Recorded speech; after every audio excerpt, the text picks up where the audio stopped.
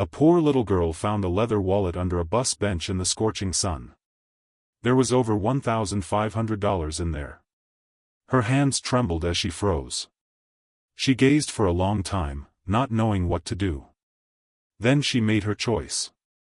She took the bus downtown and returned it to its owner, billionaire William Sterling. When the billionaire opened the wallet and counted every bill, he was stunned. What happened next would lead him to the girl's doorstep and uncover a truth neither of them would ever forget. Before we dive deeper into this story, let us know where you're watching from. And don't forget to subscribe for more heartwarming stories every day. The morning heat settled over Austin long before the sun fully climbed the sky, the kind of warmth that clung to clothes and made the air feel thick. Even at this early hour, the city carried its familiar mix of scents: dry pavement warming under the rising light, traces of brewed coffee drifting from a corner cafe, and the dusty smell of old concrete that never seemed to cool overnight. Along a quiet stretch of the bus route, small shops were just beginning to open, their awnings casting long, stretched shadows across the sidewalk. Mia Marta, barely 8 years old, stood at the bus stop with her backpack hanging low on her shoulders. The faded canvas rubbed against her back in a way she had grown used to, scratched, fraying, but still holding together. She shifted her feet, dragging the toes of her sneakers along the ground. They were a little too tight now, but she didn't complain. Her mother had enough to worry about. Mia breathed slowly, trying to steady her thoughts. She had already missed the bus once this week, and she knew their landlord would be waiting for the rent tonight. Her mother, Maria, had returned home long past midnight, too exhausted to even speak. She had fallen asleep still wearing her diner apron, her hair smelling faintly of fry oil and dish soap. Mia remembered the way her mother murmured in her sleep, as if she were still taking orders from customers. Today was one of those mornings where everything felt heavier than her backpack. The electricity in their apartment flickered again last night, and the air conditioning rattled like it was gasping for breath. The fridge hummed loudly but held little more than half a jug of milk and a container of leftover rice. Mia didn't understand bills, not fully, but she understood the way her mother stared at them, quiet, tense, biting her lip like she was trying not to cry. She sat down on the bus bench, letting her legs dangle, and tried to distract herself by counting the cars on the road. But something caught her eye beneath the bench, a glint of brown and gold. Mia leaned down. There, tucked against the metal frame, was a wallet. She hesitated, glancing around. No one else was nearby. She reached carefully, picking it up with both hands. The leather was smooth, the kind of softness that made her think of things far more expensive than anything she had ever owned.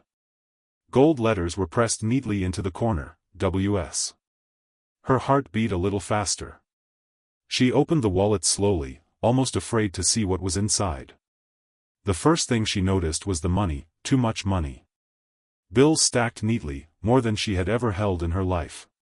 She didn't know how to count that high at a glance, but it felt like enough to make her whole world stop spinning for a moment. She leafed through them, carefully, as though touching something fragile. Later, she would learn it was $1,500. Right now, all she knew was that it was more than enough to pay rent. More than enough to fix the air conditioner. More than enough to buy new shoes, a real backpack, and food that didn't come from the clearance shelf. Her throat tightened. A warmth spread through her chest, not excitement, but something closer to fear. She imagined her mother's face if she brought this money home. The relief. The way her shoulders might finally lower. How they might sleep with the windows closed tonight instead of relying on a broken fan. How Maria might not have to work 2 jobs and leave Mia with neighbors until late. A tiny voice whispered inside her, "No one would know." Another voice followed, "But you would." She closed the wallet. Her hands trembled slightly. She thought of her mother kneeling beside her when she was younger, holding a cheap plastic toy they found on the ground outside the grocery store. Mia had been excited. It was small, but colorful, something she didn't have. She remembered wanting to keep it so badly her chest ached. Her mother had gently pried it from her fingers and said, "Mia, we don't keep what isn't ours. Even if no one sees. Even if no one ever finds out. We do the right thing because, it's who we are. Mia swallowed. She blinked hard, pushing back the tears forming at the corners of her eyes. She wished her mother were here to tell her what to do. But in a way, she already had. She held the wallet tight, pressing it against her chest as if drawing strength from its weight. Her stomach felt hollow, but her decision, though painful, felt clear. She had to return it. For a moment, she hesitated once more, imagining how life-changing that money could be. Then she pushed herself off the bench, the determination of an 8-year-old who had grown up too fast settling across her face. She turned in the direction of the address printed on one of the business cards inside, an address belonging to someone she had never heard of. William Sterling. She whispered the name under her breath, not knowing that returning his lost wallet would alter the course of not just her future, but his, and so many others. And with that small, trembling step, the story truly began. Mia walked steadily, clutching the wallet as though it might slip away if she loosened her grip even slightly. The morning light grew brighter, warming her face as she followed the address printed on the stiff white business card she had found inside. She recognized the street name, everyone in downtown Austin did. It was where the polished glass towers reached into the sky, where people in clean suits hurried from place to place like their lives were too important to slow down. She felt impossibly small walking through those blocks. Office workers passed her without noticing, their shoes clicking against the concrete, their conversations filled with words she didn't understand. Mia's footsteps were softer, hesitant, almost swallowed by the thickness of the city around her. With every block, doubt crept a little deeper into her mind. What if they don't believe me? What if they think I took the money? What if this is a mistake? Her grip tightened. She tried to shake the thoughts away, but they followed her like shadows. A flashback tugged at her memory, her mother standing at the kitchen counter late at night, exhausted but still gentle as she pressed a cold washcloth to Mia's forehead after she'd come home with a fever. Even then, even with so little sleep and so much stress, her mother spoke softly. Mia, doing the right thing doesn't always feel good. Sometimes it feels scary. But it always matters.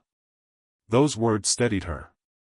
She reached a tall building with a name carved elegantly into stone, Sterling Energy Corporation.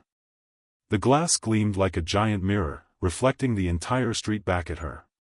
She stared up at it, unsure if she was allowed to even step inside. Her backpack felt too old, her shoes too worn, her hands too dirty to touch a place like this. But she reminded herself who she was doing this for. Not just for the unknown man on the business card, but for her mother, who believed in honesty even when life didn't reward it. Taking a small breath, Mia pushed through the revolving door. Inside, everything felt colder. The reception desk stretched across the marble floor like a polished white island. A woman in a tailored blazer looked down at Mia with a mixture of curiosity and confusion. Mia's voice wavered. I found this. I need to return it. It belongs to someone named William Sterling. The receptionist's eyebrows lifted slightly. She stood straighter. Mr. Sterling? Mia nodded. The woman hesitated, studying the little girl in front of her, the too big backpack, the scuffed shoes, the worried eyes trying to be brave. How did you find his wallet? Mia looked down at her hands. It was on a bench. Near the bus stop. The woman reached out her hand. I can take it from here. Mia froze. Something inside her tightened again, the fear her mother always warned her about. Not everyone is who they seem. She shook her head. I think I should give it to him myself. The receptionist blinked, surprised by the firmness in Mia's tone. Then, slowly, she softened. She picked up the phone, murmured something quietly, then set it down and said, "Someone will come get you." Mia stepped aside, waiting, knees shaking as she swayed on her heels. She wondered again whether she had done the right thing. Her conscience said yes. Her fear argued no. Minutes later, a man in a dark suit approached, an assistant, it seemed, though Mia didn't know the word. He motioned politely. "Mr. Sterling will see you." A wave of relief washed over her, but it was followed quickly by dread. She followed the man into a sleek elevator. As the elevator rose, she felt her stomach dip like she was riding a roller coaster made for adults. "You can still walk away," whispered a frightened part of her mind. "Just run. Leave the wallet. Go home." But she imagined her mother's face, not angry, not disappointed, but sad. The kind of sadness that came from knowing her daughter had been pushed by desperation into something that wasn't right.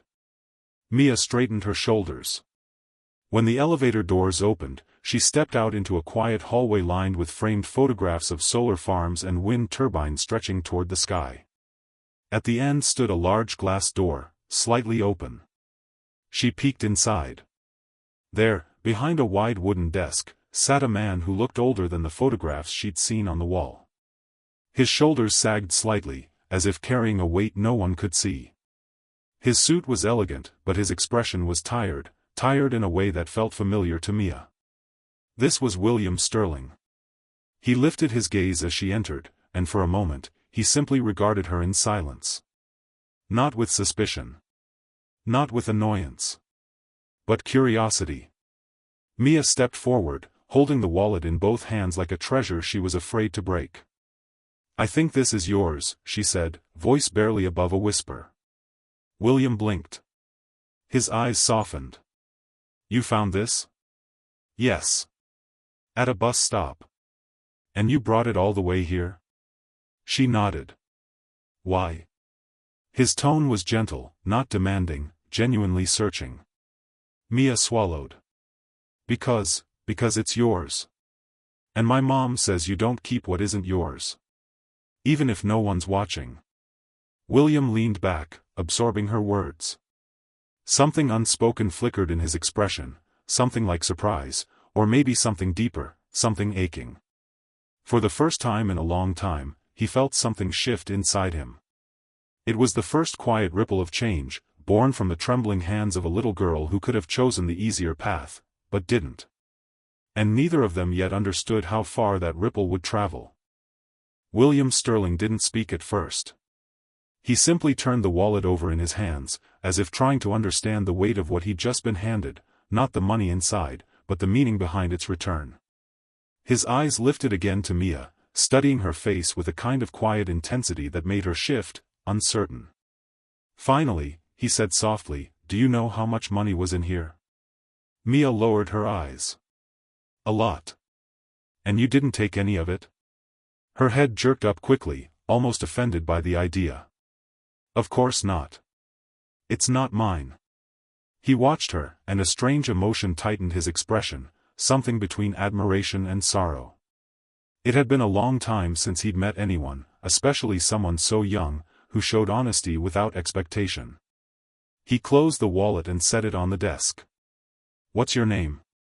"Mia. Mia Marta." "And your parents?" "Just my mom." "Does she know you're here?" Mia hesitated. "Not yet. She was sleeping when I left." William nodded thoughtfully. Then he stood, slowly, like a man who had forgotten what it felt like to move with purpose. He walked around the desk and crouched slightly to meet Mia at eye level. "Well, Mia Marta," he said quietly, "you've done something extraordinary." Mia fidgeted with the hem of her shirt. "I just returned it." "That's exactly why it's extraordinary." He straightened, gesturing toward the seating area near the window. "Would you like to call your mother?" "I don't want her to worry." Mia nodded. She dialed the number from memory. When Maria answered, groggy, confused, Mia explained everything in a rush. There was a long silence on the other end. Then Maria exhaled slowly and said she would be there soon. When the call ended, William motioned for Mia to sit. He sat across from her, studying her with quiet curiosity. "Where do you go to school?" he asked. "Jasper Elementary." "And do you like it?" She shrugged. "It's okay. My teacher says I'm smart, but my mom says we might have to move soon. So I don't know." Something in William's chest tightened. Moving.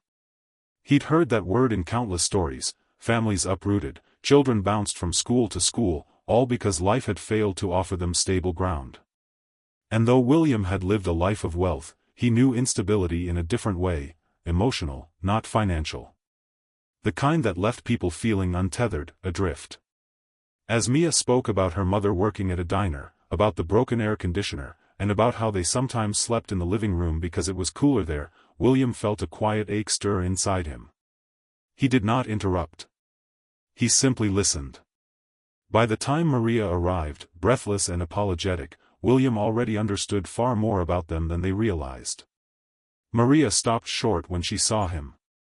She recognized his face instantly, everyone in the city did. His picture was in newspapers, magazines, corporation newsletters.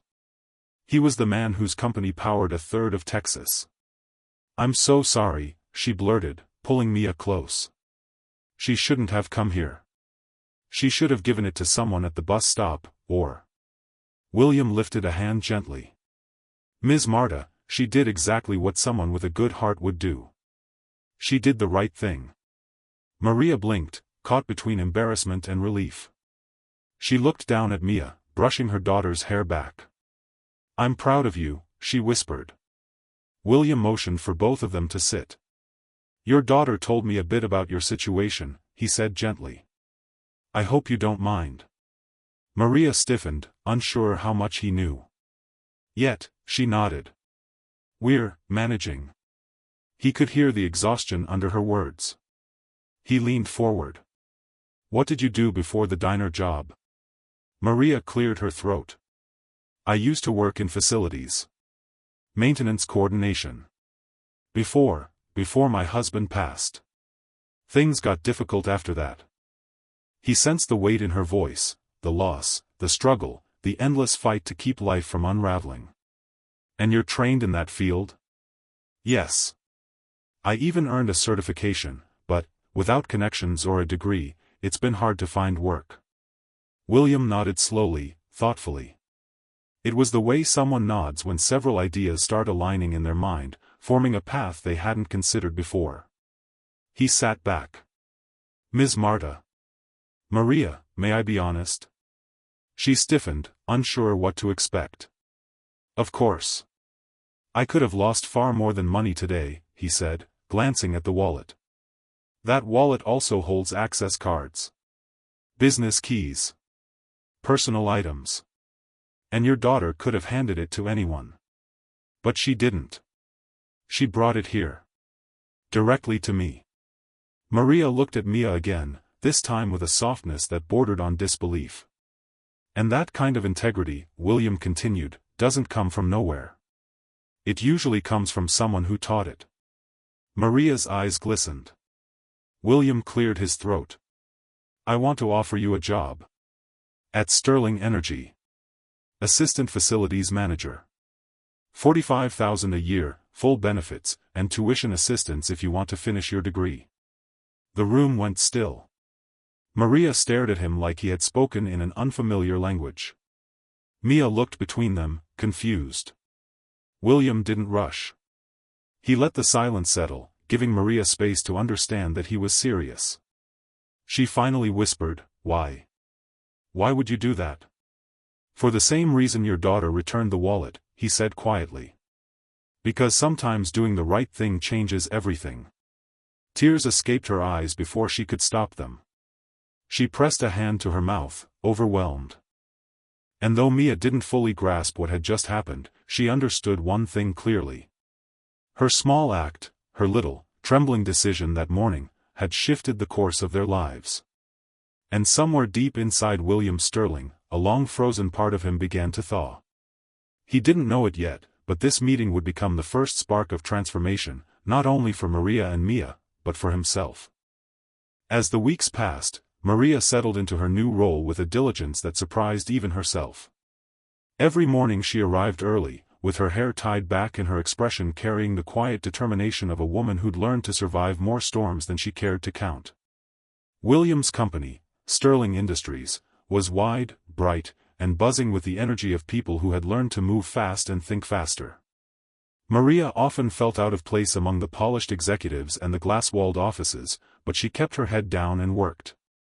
And William, watching from his office in the distance, noticed.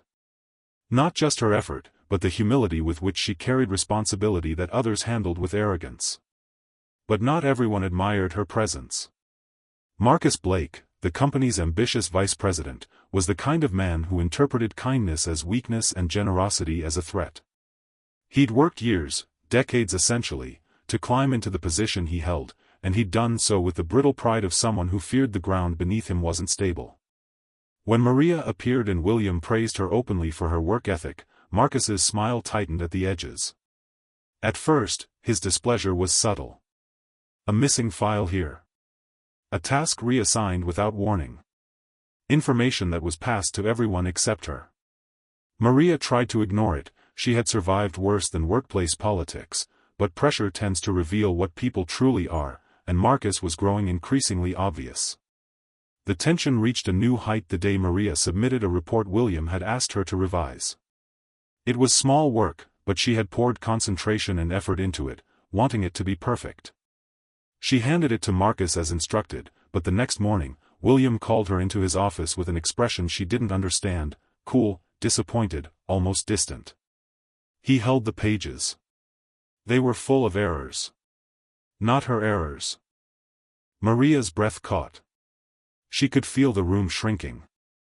I didn't write any of those mistakes, she said softly, her voice wobbling despite her attempt to steady it.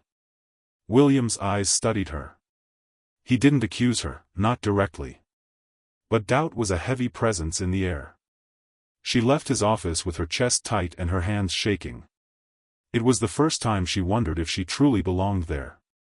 The first time she questioned whether accepting his offer had been the right choice. Marcus watched from the hallway as she passed, his face unreadable. But later, in a quiet corner of the building, he confronted her directly.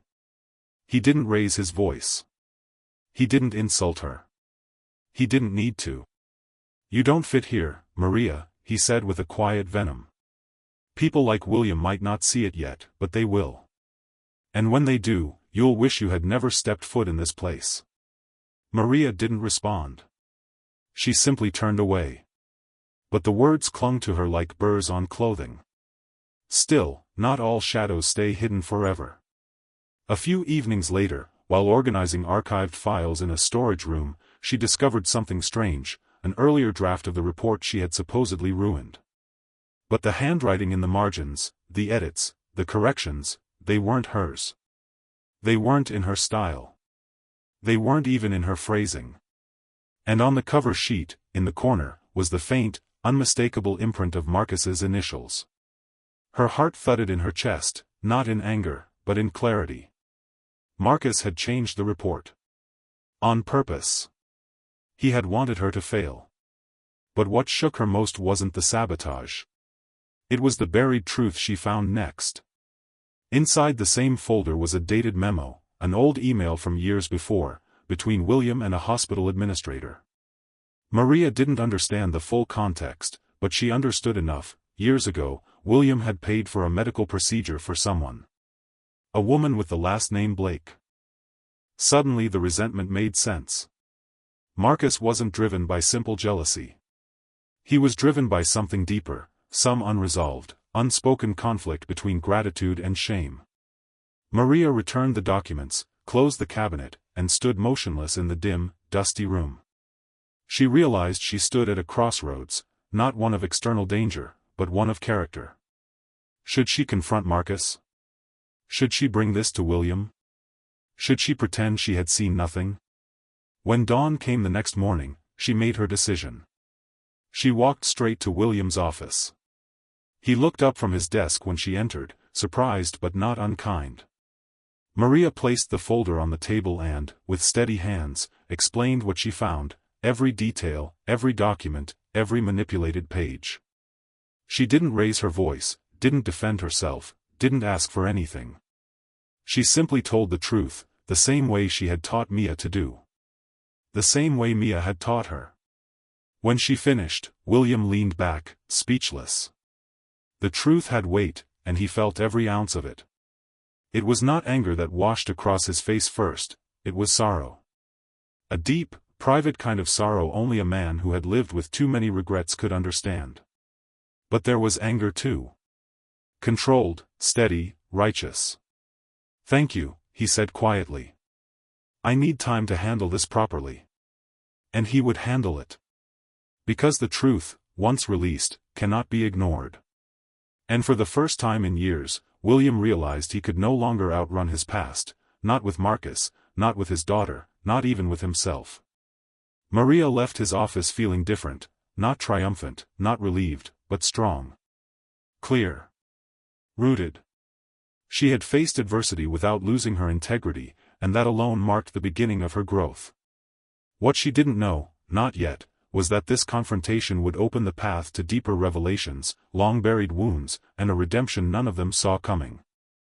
The next morning at Sterling Industries carried an unusual stillness, the kind that settles over a place when truth has begun to surface. Employees moved about with cautious eyes, sensing tension without understanding its origin. And behind the closed door of William Sterling's office, the past and present finally collided. When William summoned Marcus, the vice president entered with his usual polished confidence, until he saw the folder sitting on the desk. The folder Maria had brought. Marcus's steps faltered. His jaw tightened. His bravado drained away, leaving behind something rawer, fear, guilt, and a long-held resentment he had never learned how to carry. William did not raise his voice. He did not strike the desk or call security. He simply looked at Marcus the way a father might look at a grown child who had lost his way. "Sit," he said quietly. Marcus obeyed. For a long moment, neither man spoke. Then William opened the folder and slid the manipulated report across the desk. Marcus stared at it, frozen. "Why?" William asked, not with accusation, but with a grief that made the question far heavier. Marcus swallowed hard. "You replaced my mother's dignity with charity," he said bitterly. "You paid her medical bills without asking, without telling anyone, and for years, I lived with the feeling that we survived because of your pity." William exhaled slowly, closing his eyes with a pain Marcus had never noticed in him before. "I didn't help your mother out of pity, Marcus. I helped her because she was kind when I was young and lost. Because she gave me a place to stay when I had no home. Because she treated me like a son." The room fell silent. Marcus's face collapsed, not in anger, but in the kind of realization that breaks a person open. "She never told me that," he whispered. "She wouldn't," William replied softly. "She was proud. And she raised you to be proud too. But somewhere along the way, you mistook pride for isolation." He tapped the folder, the symbol of all the hurt Marcus had caused. "And isolation for ambition." Marcus's throat tightened. "I wanted to prove I didn't owe you anything. And instead," William said gently, "you became someone you never wanted to be." Marcus looked down, shoulders slumping, not defeated, but emptied. All the bitterness he had carried for years seemed to drain out of him at once, leaving behind only exhaustion. "What happens now?" he asked quietly. William considered him. Not as an employer. Not as a rival. But as a man who understood all too well how the past can twist a heart. "That depends on you," he said. "But I believe in second chances. If you're willing to work for yours."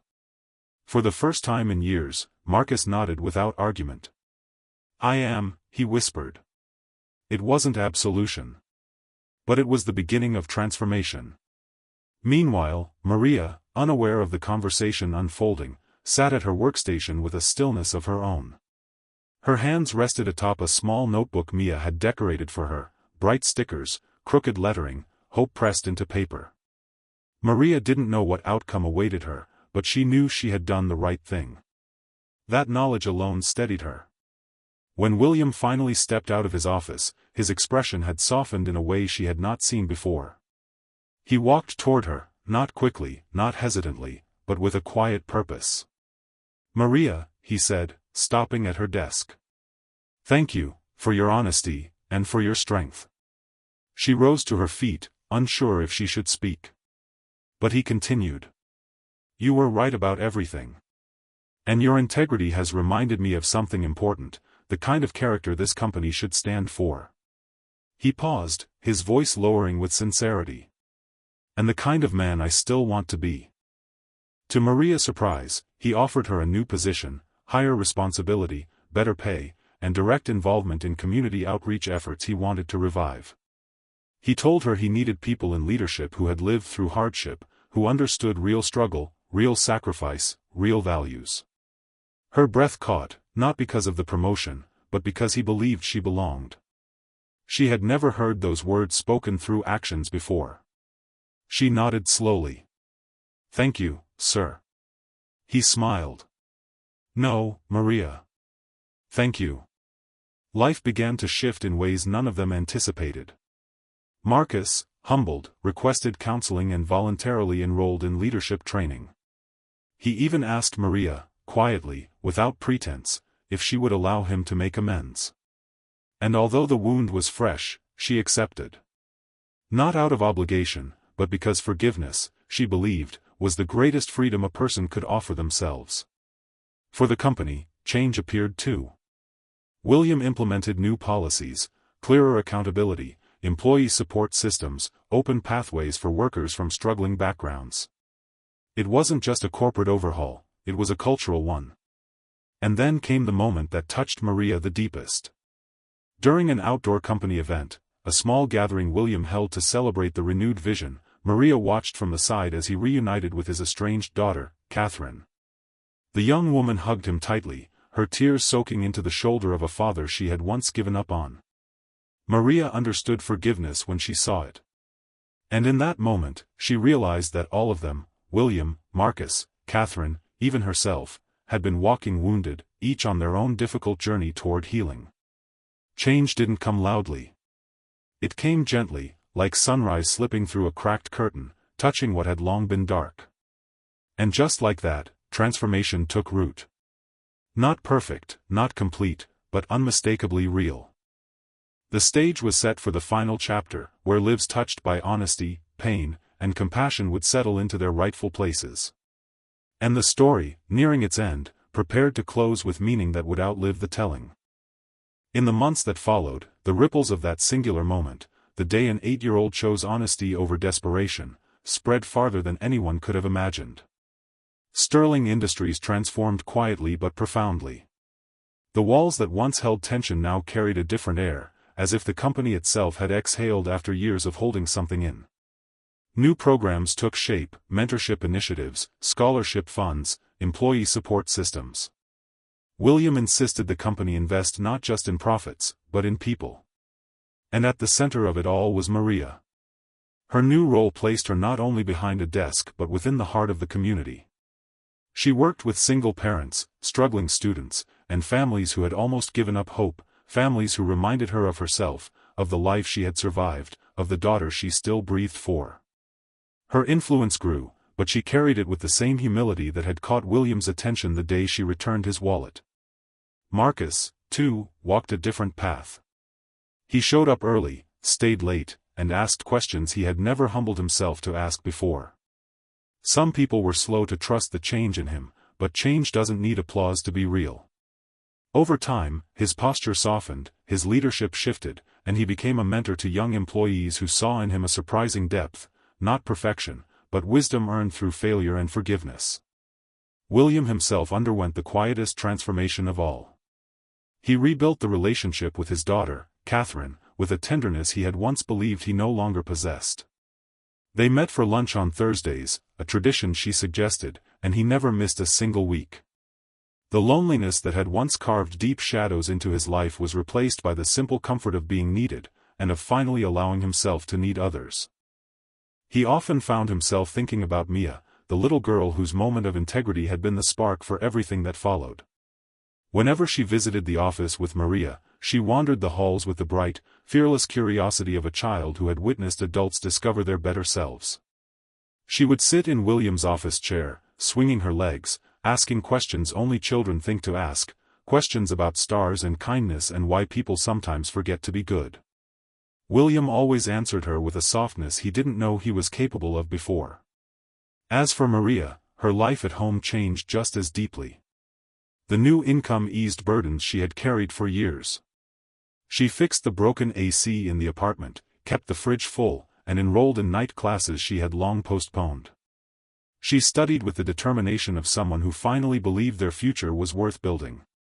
And every night, when Mia curled beside her to sleep, Maria whispered the same truth that had carried her through the darkest years. Doing the right thing always matters, even when no one sees. But this time, someone had seen. Someone important. And from that small, honest act, an entire world shifted. Near the end of the year, William organized a community event, a simple gathering with families, local workers, and people the company had supported. Maria stood by his side, not as a symbol of charity, but as a testament to integrity, resilience, and the quiet strength of everyday people. As the sun set, casting soft gold across the crowd, William looked around, at Maria, at Mia, at Marcus, at Catherine, and felt a completeness he had searched for all his life. And the narrator, who watched this story unfold with patient eyes, understood the final truth. Great change does not always come from powerful hands or grand decisions. Sometimes, it begins with a lost wallet, a difficult choice. And the small, steady courage of a child who chose honesty over everything else. Thus the story closed, not with grandeur, but with legacy. Not with endings, but with new beginnings. A mother restored. A child empowered. A leader redeemed. A company transformed. A family rebuilt. All because one act of integrity lit a path none of them could have seen on their own. And so, the narrator ended the tale where all lasting stories end. With the quiet certainty that goodness, even in its smallest form, always leaves the world different than it found it. Join us to share meaningful stories by hitting the like and subscribe buttons. Don't forget to turn on the notification bell to start your day with profound lessons and heartfelt empathy.